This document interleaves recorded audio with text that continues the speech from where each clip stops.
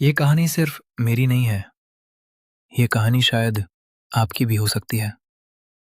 अगर आपके घर में भी कोई पुरानी चीज है जिसे आपके माता पिता बहुत संभाल कर रखते हैं, तो ये कहानी आपके लिए है। मेरे पिता हर रात एक पुराना रेडियो सुनते थे। वो रेडियो इतना पुराना था कि कई बार आवाज भी साफ नहीं आती थी। मैं अक्सर उनसे कहता था, पिताजी इसे फेंक दीजिए, ये अब किसी काम का नहीं है। लेकिन जिस दिन मुझे उस रेडियो की असली वजह पता चली, मैं चुप हो गया।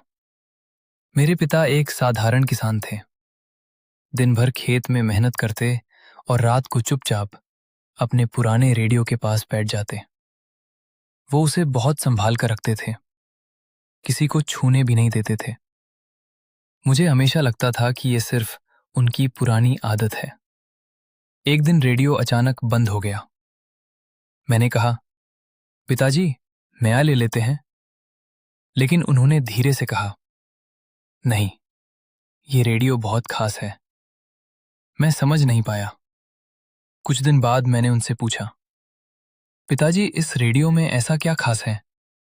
पिता थोड़ी देर चुप रहे, फिर बोले, जब तुम छोटे थे और मैं काम के लिए शहर गया था, तुम रोज रोते थे। तुम्हारी माँ मुझे बताती थी। तब मैं हर रात इस रेडियो के पास बैठकर तुम्हारे बारे में सोचता था और खुद से कहता था, एक दिन मेरा बेटा बड़ा आदमी बनेगा, मेरी तरह संघर्ष नहीं करेगा। आज जब मैं तुम्हें देखता हूं, तो लगता है मेरी वो बात सच हो गई। उस दिन मुझे पहली बार समझ आया, वो रेडियो सिर्फ एक मशीन नहीं था, वो मेरे पिता की उम्मीदों और सपनों का साथी था।